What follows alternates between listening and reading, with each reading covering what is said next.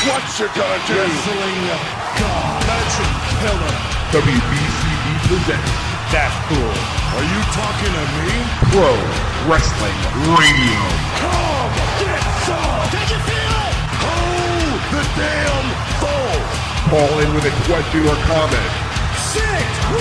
Just bring it. What is he doing? at 1-888-922-2149. Oh, it's true! Don't make me hurt you. Be awesome. To be the man, you gotta. That's hard time.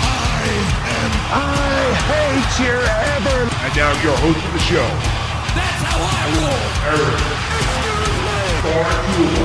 And that's the bottom line. Go.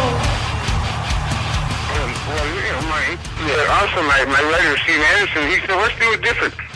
And my agent, Kristen, said, yeah, let's do a motivational book. Can you motivate anybody? I thought you motivate people to kill me. So I just sat down and I wanted it real truthful on how I felt. A friend of mine wrote a book a couple of years ago, and he's in sports, but he's not a wrestler. Mm-hmm. And he wrote in the book something that wasn't true about me. Okay. And it wasn't bad. It was like if I had said, you and I never met, right? Right. And if I had said, and I wrote a book that I was on your radio show, and afterwards we went out to dinner in Philly, and we had like Philly cheesesteak sandwiches and 2 cases of beer, and we had a great night. Right. Well, that never happened. Right. And he wrote that we did something like that. So I couldn't go on with the book any further because I didn't know if the wrestling was BS. Yeah. If I want to read fiction, I'll get Harry Hopper. Absolutely. Or Harry Potter, or Veronica and Archie and Buckhead, or whatever those guys are called. But I don't want to read something that I think is going to be true and then find out, you know, it's a bunch of crap. Yeah. And my book isn't like that. My books are as much as I can remember, and it's as truthful as I can get. Yeah. I will never talk about infidelity. I'll never talk about money, because that's personal. That's too personal for me. Sure. And plus, they may have pictures of me and a goat or something, so I don't want to get involved in that. Especially with the internet these days.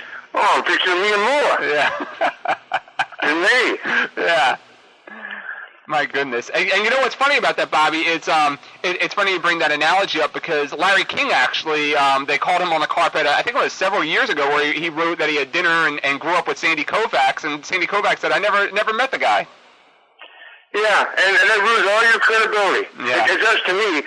If it's a fiction book, then I can understand you having dinner with somebody like that. But if it's supposed to be true, it better be. Because you're screwing the people. We do it enough. Yeah. I mean, really. Yeah. Yeah. And have you started, or are you going to start doing any kind of motivational speaking? No, I haven't been asked to do any of that. I don't know. I guess a lot of people think because I have getting over throat cancer, and my speech is a little different than it once was, and I no longer can be, people can't understand me. Right. Well, I don't know. You know, all that radiation I had, it swallows your tongue. Okay. It feels like I'm making out with Mr. Ed. But, you know, and then they took off some of my tongue in the back, so, and my esophagus to swallow is smaller. So that changes your speech a lot, too. But, you know, that's why they gave us fingers. I just don't get my message by. All you need is one, right? That's it. And again, ladies and gentlemen, we're talking to Bobby Heenan. And Bobby, something I talked a lot about, even before you and I had talked about coming on the air, was just your Hall of Fame induction speech this past spring for the WWE. And it is just, it's a piece of art. I think it is. And, you know, after I watched the whole entire ceremony, and specifically your speech, it actually makes you proud to be a wrestling fan. And your speech alone, I told the people on my radio show, I said, go out and buy that DVD, for this man's speech alone is just so tremendous. Now, that speech you had, how much of that came off the top of your head? I didn't have anything. Nothing. When I was called at home by Jim Ross asking me if I wanted to do it, I said, sure. So what happened, I was thinking of how I'm going to open up. What am I going to say? Who's going to be there? I don't want to start out knocking this guy. I don't want to put this guy over. I don't really know what to do. I said, I'm just going to go there and see what happens. Right. And I really didn't have anything. So I was sitting there talking to Morocco and Tito. Mm-hmm. And then when they started the show and started introducing, I said, well, I don't know what I'm going to do. I'm just going to have to go up there and see. I never like to rehearse anything. Okay. I'm assuming I never rehearsed a thing. There was nothing written. I can't say other people's words, and I can't remember things people write. I just have to do it on my own. It's the only way I've ever done interviews or anything in 40 years in the business. Gotcha. So I went out there, and I sat down, and I listened to everybody. And, you know, there's a lot of good guys, but it seemed like everybody wanted to kiss up to Vince McMahon and his family. Yeah. Talking about how great the McMahons are. And they're okay. They're good people, and, you know, they had no argument with Vince or Linda or Shane or Stephanie or any of the McMahons at all. I mean, it's strictly business. They're nice people to meet. You know, a lot of guys don't like McMahon. But look at it this way. A lot of guys don't like Steinbrenner until you play for him. Right, exactly. Everybody wants to play for the Yankees. As soon as they betray you because they're no good, George is an a-hole. Right, absolutely. You know, like, I'll tell you, I'm a personal friend of George. Okay. And George, yeah. And George, all the managers he had, Billy Martin, Bob Lemon, all those guys, when he fired him, he still paid him. Wow.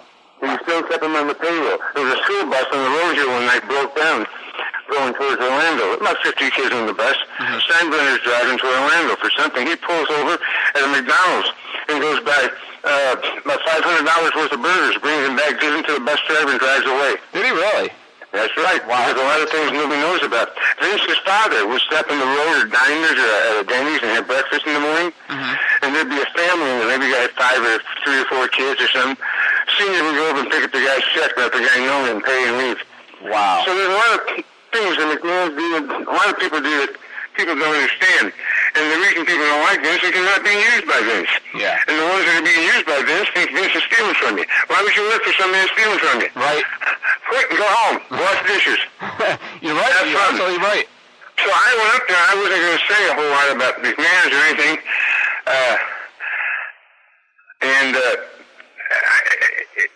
It just when I started off, I expected everybody to hear me. I thought everybody would think my voice was bad because of the cancer. Mm-hmm. So that's why I started off with the voice. Like that. And then I turned around and said I had a wedgie. That was tremendous. And then when the people popped, then I knew I had them. Yeah. So I just went from there. And I could have gone another hour if I could have had more water to keep my mouth moist. But other than that, no, it was. And seeing the guys and my good old friend Ernie Ladd, who was pretty sick, by the way. Oh, that's a shame. And see Harley and Blackjack and Morocco and Tito. Tito, who I really respect. What a great man he is. What a great children and family he has. Wow. And, you know, I haven't seen Jesse since he won since he was governor of Minnesota. Oh, okay. So it was a fun night. It was really enjoyable, and I had a ball. That's tremendous. Was that maybe the longest?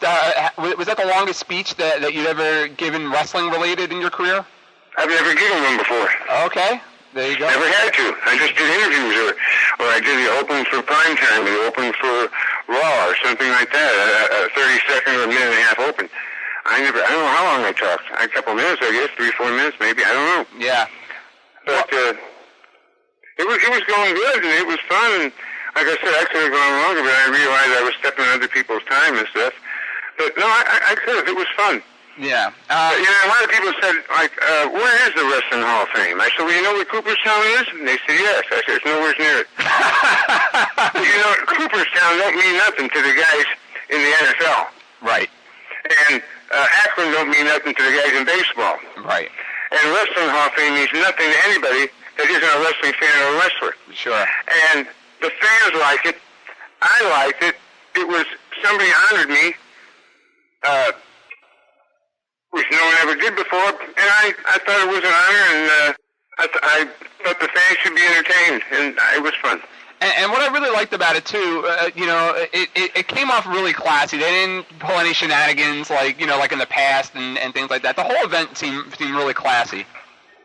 Yeah, I thought there'd be a pie fight or something. Right. You know, somebody come and pull your pants down or something. Yeah. But no. Going from a positive experience to one of the more strange experiences, at least from the people that I've talked to that attended, and from what I've read about the Cauliflower Alley banquet this past year. This year. That was you know, from what I read about. Now, are you going to continue being part of it? Because I know I've read some places where you said you don't want anything to do with it anymore, and then some places where you said you may. No, I'm not going to do it anymore. Oh, okay. It's just not fun anymore. Yeah. It's becoming, You see, there's two different kinds of wrestling fans. Mm-hmm. You know the difference between a fan and a mark?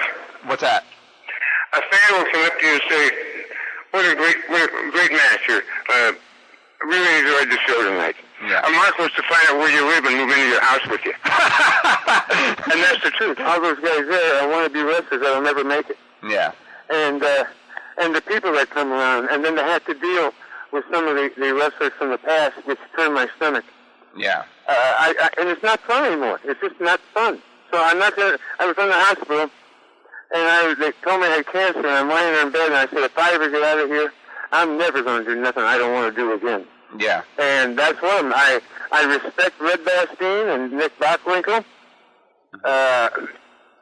Some people there at the Cauliflower I do not respect. Yeah. Because you don't let marks run your business. And that's what happened there. And it's just not fun. And by the time I bring my wife out there, and then you stay at a hotel and you see some of my friends, my brothers are out there, so that's okay. But it costs you a couple grand. Yeah. And if I'm going to spend a couple grand, I'm going to finger lip massage parlor or something. I'm not going to go speak to a bunch of broken down wrestlers. And I'm one of them.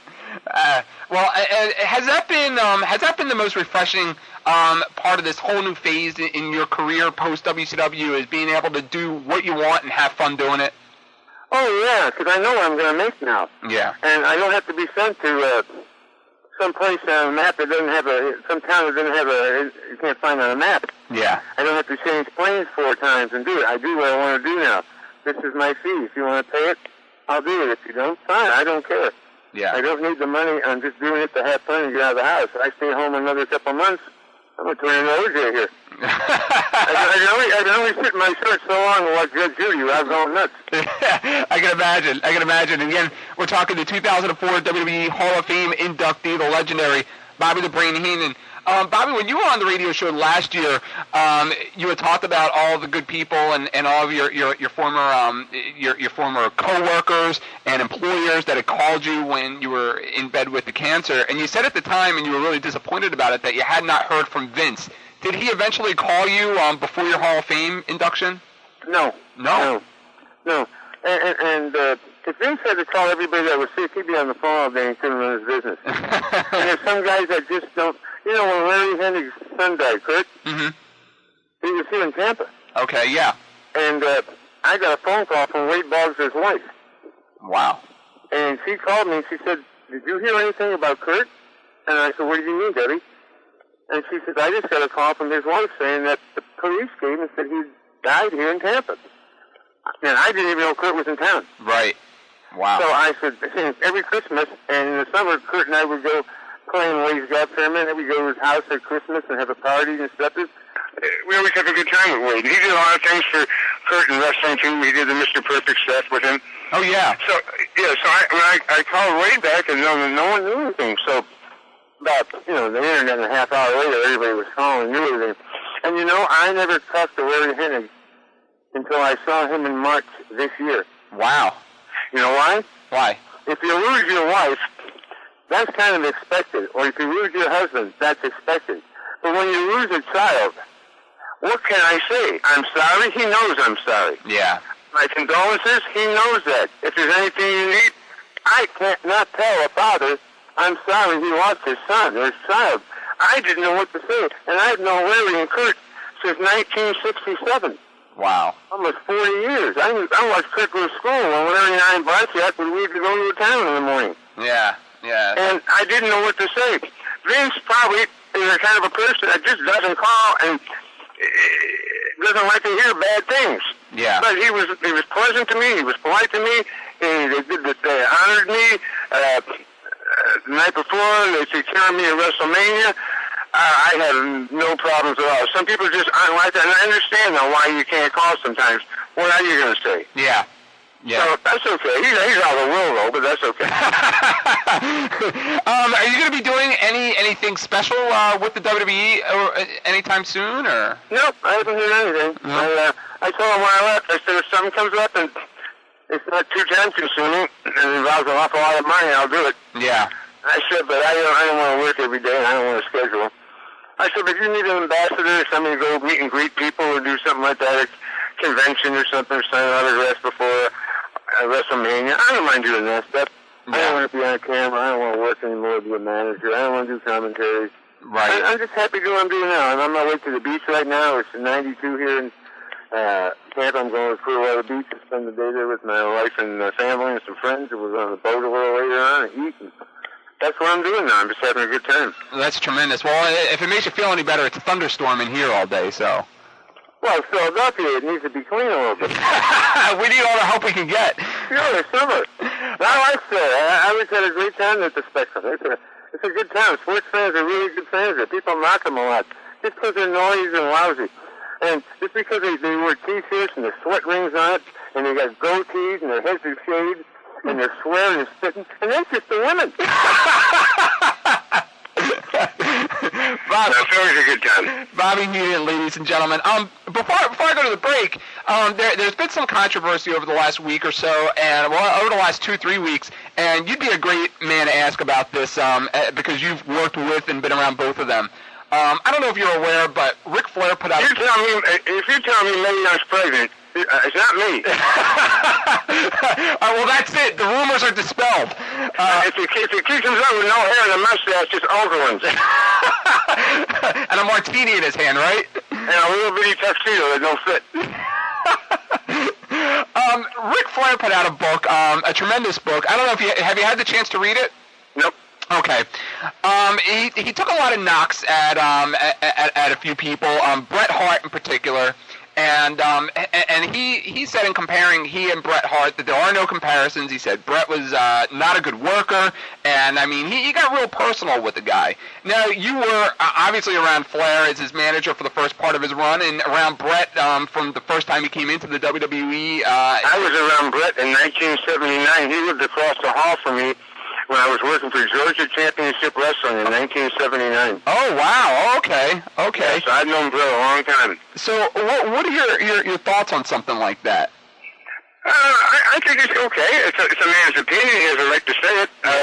I personally think that Ric Flair, along with Hogan, has probably been the greatest entertainers our business ever had. Yeah.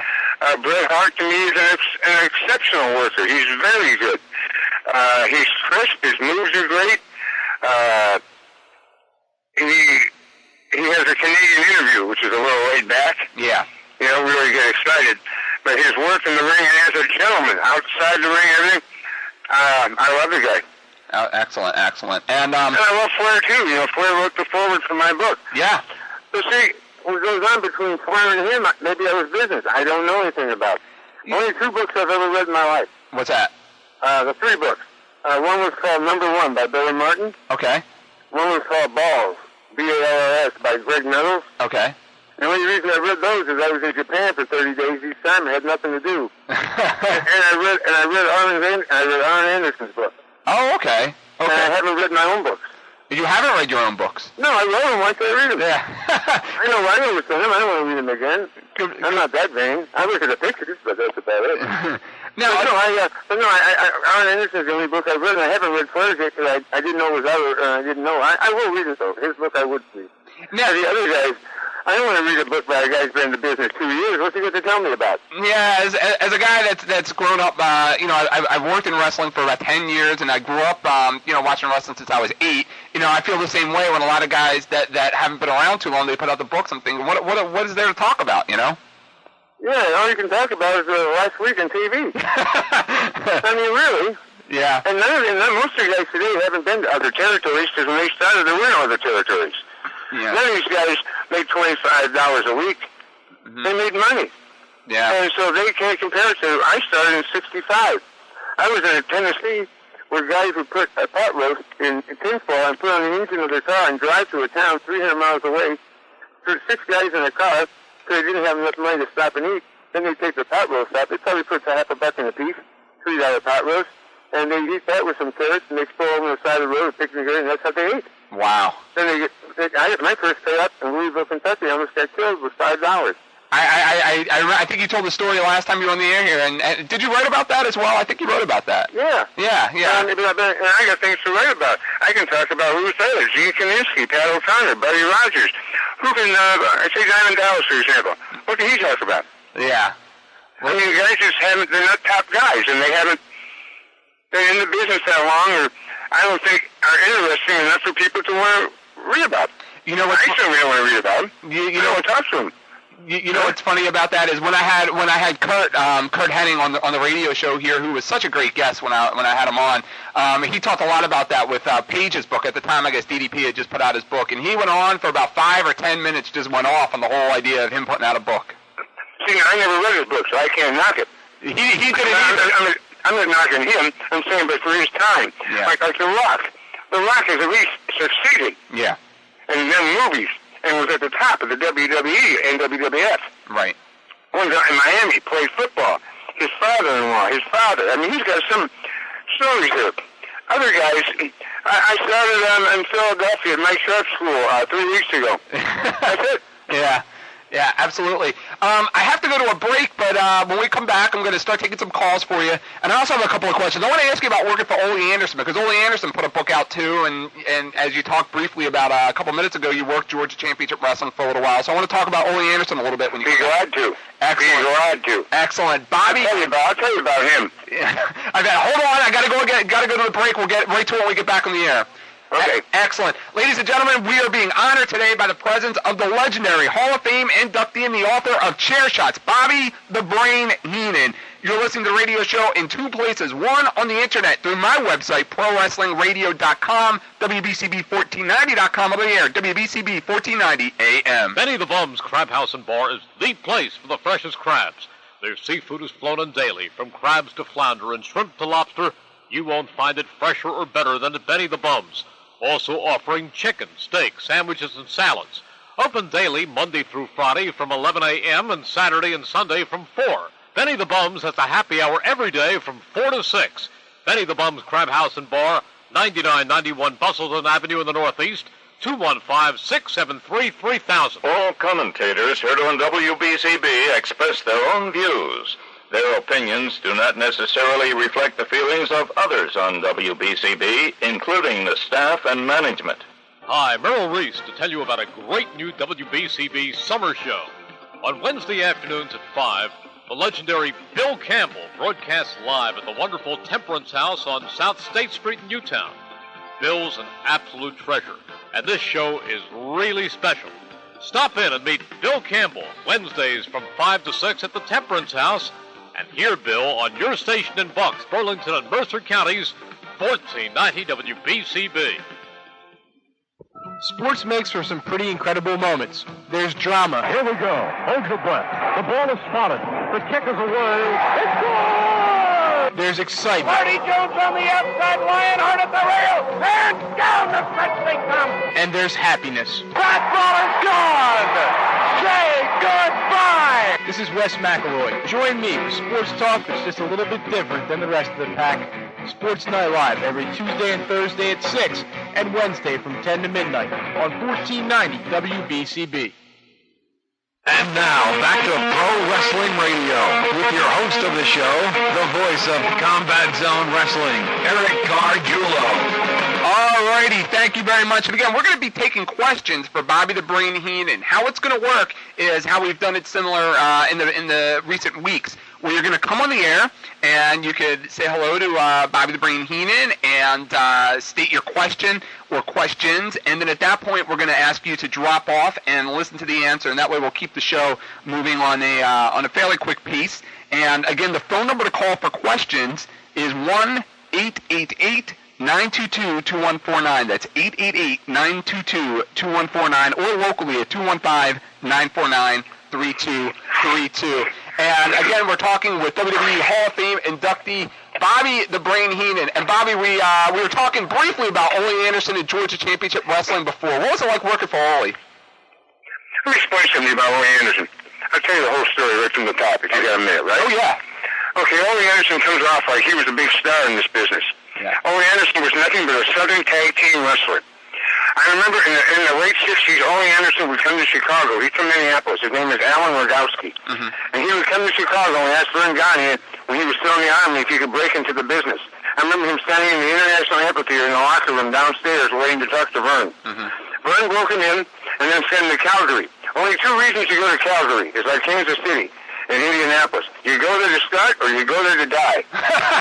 There's nothing left for you in the business. The only place you can make money. Yeah. So that's what he went there for, is to learn how to start. If he was any good, Vern would have brought him back. Here's another thing. He was the booker for Georgia Championship Wrestling, right? Mm-hmm. He controlled everything. How come he never worked on top against the champion? Whether it be Funk, whether it be Ric Flair, or whether it be Harley Race. How come he never worked on top in St. Louis? How come he never worked on top in Houston? Those were the top NWA towns. St. Louis was the first place they ever used a manager, and that was me. Right. And Ole Anderson never worked there on top. Now, if he was a booker, how come he never booked himself in a match with Flair? That's a great question. Because Jim Barnett, the promoter, said, don't do it. You won't draw a dime. And he knew it, too. He was always involved in tag team wrestling with Gene Anderson or with Ivan Koloff. Ole went on that ring. He busted his butt. He worked hard. He had a lot of bad timing. He didn't know how to beg off from a comeback. He didn't know when to beg. He didn't know how to sell that well. He wanted to be a tough guy. Ole Anderson, I came down in 1979 in February. Mm-hmm. And I brought I left my wife and daughter at home. My daughter was just born in December. She was 3 months old. I came down there, and I asked Ole, I said, how long do I have? No, my mother died in April. Mm-hmm. And I had to go back home and bury my mother. And I came back. She died on a Monday night, and I was back to work Thursday because I had to feed my wife and daughter. Wow. I could have taken more time off to grieve, but what was that going to do? I had to go feed them. Yeah. So I went back to work. And I asked Ole, I said, how long do I have here, Ole? He said, you can stay here as long as you want. Well, I stayed 12 years in Minneapolis, and I could have stayed a lot of places longer. So I moved my family, my wife and daughter, to Atlanta. Mm-hmm. We moved in June. In October, he gave me my notice and said I was making too much money, and he fired me. Wow. When I went back in 1994, Ole was working in the office. I don't know if he was emptying out trash cans or putting in the paper in the crap house. He was doing something menial there. And he said, hey, Bobby, how you been? I said, what happened? How come you fired me? He said, I don't remember you being fired. I don't remember. Well, where'd you go? You just disappeared. Well, what kind of a boss could he be if you don't know where his talent is? Yeah, absolutely. No, Ole was not a top guy. He only worked in tag team situations. Tag team was never used on top at the Omni. Sometimes it was, mostly spot shows around Atlanta. He was maybe a big name in Marietta, but he never worked with the champion. That tells you if he was a top guy or not. Yeah. Ox Baker never worked with the champion. He never was a major territory star because they just aren't top guys. And Ole Anderson, being a booker, if he was a top guy, he'd have worked with the champion, wouldn't he? Yeah, absolutely. Okay, and he didn't because the promoter told him, don't book it, it won't draw. He didn't want to be embarrassed if the promoter didn't tell him, if he made his own decision himself not to do it, because it wouldn't have drawn a dime. Yeah. It's that simple. And he is one of the two most hated men I've ever met in this business, are Ole Anderson and Joe Scarpa, Chief J. Strongbow. Really? Yes. The way they talk to people, the way Ole Anderson would demean Des Watley, talk down to Bubba Douglas, make fun of Tony Atlas, just talk bad to everybody he could get his hands on. Chick Donovan, an extra, an underneath guy. Yeah. Treat him like garbage. Bill Howard. I mean, he just wanted to hate everybody. He wanted to come across as mean and tough. Well, we all know how tough he is because every year, Blackjack Mulligan beat his ass so bad in the dressing room, he couldn't see out of his swollen eyes for 2 weeks. And that's the truth. Yeah. Mulligan used to beat him up once a year. You put your watch spot. So Ole Anderson is nothing. He's nothing. He's lucky he was in the business. The only reason he was booker is because he would do that for minimal pay and take the heat when the other boys didn't want to be involved. I would ask to be a booker a lot of places. I don't want the responsibility of having to fire people, hire people. If a good friend of mine calls and wants work, I can't tell him no. Yeah. I just don't have that kind of personality. A person that has that kind of personality doesn't have much of a heart, I feel. And that's what I think of Ole Anderson. I think Ole Anderson's a piece of shit. Wow. Right out there and back. Bobby, I don't have a delay here. Okay. Yeah. So he's a big piece of. Yeah. There you go. Thank you. Well, it's in the dictionary if you want to look it up. Yeah. I understand. Well, I appreciate your candid comments and candid they were. And the reason Strongbow so disliked was because he was an agent. Yeah. And if he liked you, he put you on first or second, get you out of there. Honky Tonk he didn't like. Honky Tonk sometimes didn't get home for 90 days. He'd bring his wife and his little boy on the road to see him. He'd put Honky Tonk on last after the main event. Make his wife and him sit in the building from 6 o'clock until 11 o'clock at night. When he could have put the guy on first to let him go home with his family, or at least spoil the motel rooms. Abuse of authority, and he's another big piece of you know what. Yeah. Yeah. See, I'm getting better. And you're getting wound up, too. Well, it makes me mad when Ole Anderson, who never drew a dime in this business, never did nothing in this business, knocks a man like Flair, who held the belt 7 times, 20 times, who knows how many. And it's not because it's the work. You never win nothing. They give it to you. Yeah. If you have enough respect in this business for somebody to give you a belt and run with it like the NWA belt and WCW belt, well, you have to ask Ric Flair and Dory Funk and Briscoes and Harvey Race about what it means to be a champion. Ole Anderson was a disgrace as far as I'm concerned to the business. Wow. And again, we're talking... You can tell my sister. I don't care. I've never talked to the man in my life other than, meeting him when I was a kid, but, and again, we're talking to 2004 Hall of Fame inductee Bobby the Brain Heenan. Hey, how come he never worked back in Minneapolis on top? Especially when you say that's where he broke in. Right. How come he never went to New York? Yeah. Well, a lot worse workers there than Ole. Yeah. His excuse was, I can make a couple $100,000 here, book and doing this and that. Well, I don't know if he was making that or not. Who knows? I'll tell you what I was making down. I was making around $700 to $900 a week in '79. Okay. And if he was making twice as much as me, he was only making. He wasn't making $100,000. That's a good point. That's a good point. If he was making 3 times as me, it still wasn't worth it to work 7 days a week and drive every day and be in Georgia. Yeah. I mean, when I grew up, my first 4 years, I had 3 teeth and I was making a mess in my pants. And I thought I was the governor of Georgia. How about we take some calls? Sure. Excellent. All right, let's bring up Ron first. Ron, I'm going to ask again that you ask your questions, say hello to the Brain, and then we're going to drop you off and you can listen to him answer. It's an honor to talk to you again, Bobby Heenan. I talked to you last year when you were on, and it's an honor to have you back. My question is, he's going now. And 2, would you please call us humanoids? We missed that. All right, Ron. Well, thank you very much for your question. Were you able to hear him, Bobby? No, I couldn't. Oh, okay. His second question is he wanted you to call everybody humanoids. Okay, you're a humanoid, Rob. And his second question is he wanted to know what you thought of the current direction of the WWE.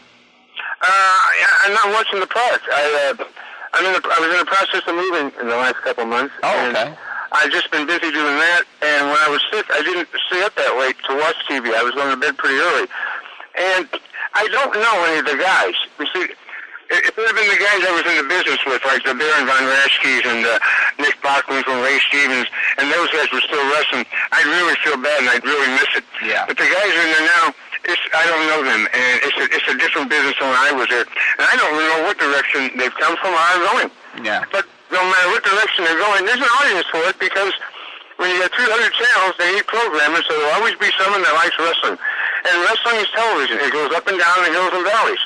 So if it's doing great now, it'll come down. If it's doing down, it'll come up. That's just the way it is with wrestling. Yeah, about a year and a half ago, you did an interview, and you said at the time wrestling is in very severe trouble. Do you still feel the same way?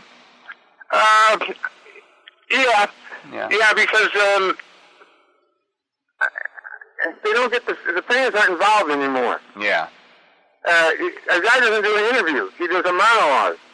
I liked it the old days when you beat a guy, you beat some ham and egg with your finishing maneuver, and they knew who you were, and you got to talk about this Fletcher in Milwaukee.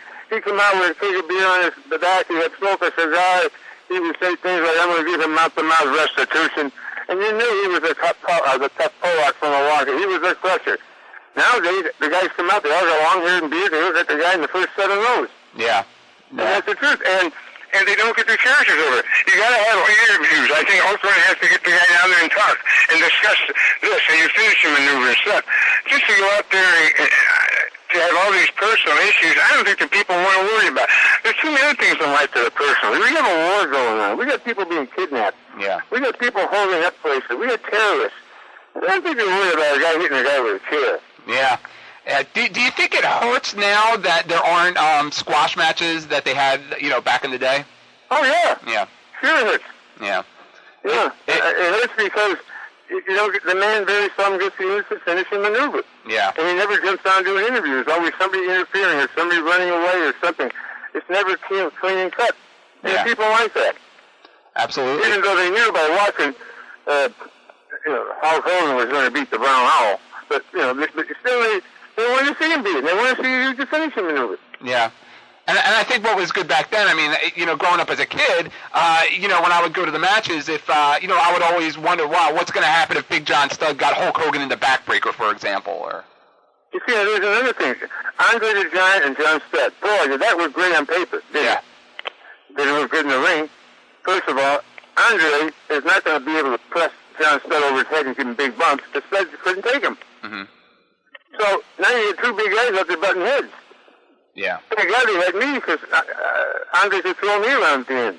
Yeah. But sometimes a good match on paper don't always draw you money. Yeah, absolutely, absolutely. It's funny because it's such an old proverb, but so many people forget history in that aspect. I'd rather watch Dean Malenko and Benoit work than anybody. You and me both. Yeah, I mean, Eddie Guerrero and then Oscar, what's his name? Ray Mysterio Jr.? Yeah, him. And those guys are tremendous. Yeah, they certainly... Some of the luchadors don't know how to sell, but that's okay. That's your style. It's interesting. Yeah, absolutely. Yeah. Let me bring up another caller for you. Sure. All right, let's bring up Vince, who's calling from right around the corner here in Langhorne, Pennsylvania. Vince, you're on the air with Bobby Heenan. Bobby Heenan, of course, I love you, and 1 hour show isn't good enough to even speak to. We need so much to know. But my question for you is, I won your book on this radio station. I passed it to the loose cannon. I want you to know I autographed it next to your name. I hope you feel the honor the way I felt honored with that.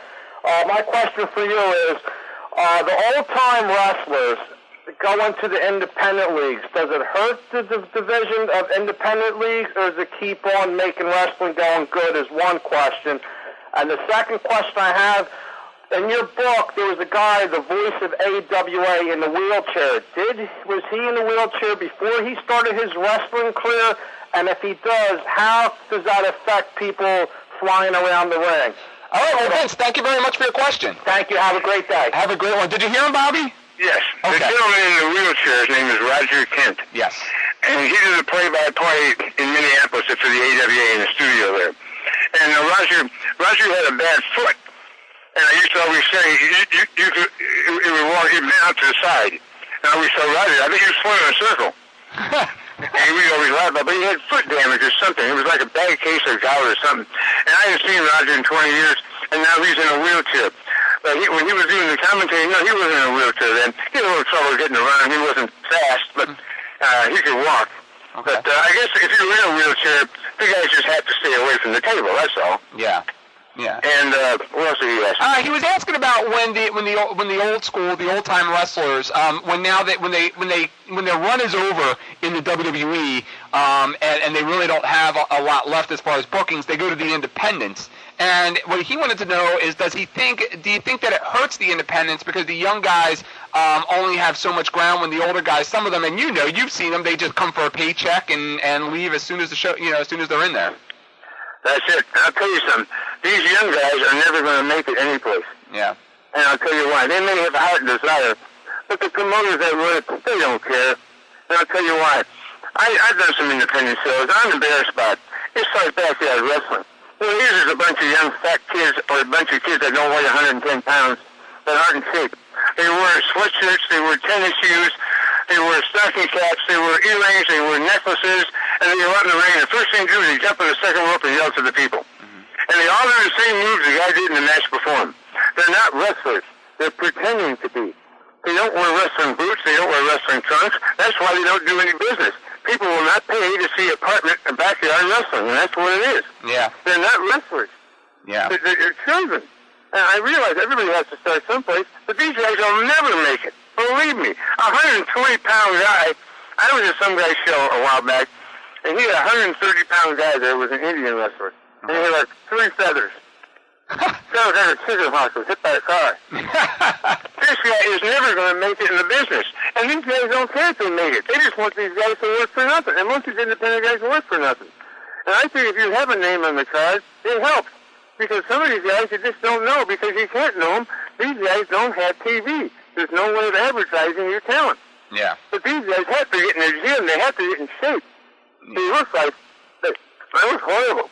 Yeah. And they're out of shape. They don't wear wrestling clothes. They wear street clothes. They look like rappers. People won't pay to see rappers. Yeah, absolutely. Bobby, actually, I'm going to go off the air a little early today, so, I have so much more to ask you. Is it okay if we have you back on in a few weeks? Tell me whatever you want. Excellent. Bobby, thank you very much. You're the best. You're the greatest. And best of luck with the new book. It's not so new anymore, but with the newest book, Chair Shots. Well, yeah, you can get it at Amazon.com. I'm sorry for saying the poo-poo word. Oh, thanks. I'll have to fight a little bit with the brass here, but we'll get over it. Is he still getting good ratings? Yeah, absolutely. And tell him to go stick it up his head. Amen to you. All right, Bobby, thank you very much. Have a great weekend. Have a good time at the beach. Oh, I am. Absolutely. Hey, if you see Ole Anderson, yeah. Forget my name. Too bad we don't have the toilet near you, huh? Nah, I don't care what you say. He was dead wrong in what he did. Yeah. He's not a good man. Yeah, absolutely. Bobby, thank you very much. Have a great weekend. Okay, guys, remember, a friend of me is a pest. Bobby Heenan, ladies and gentlemen. Thanks again.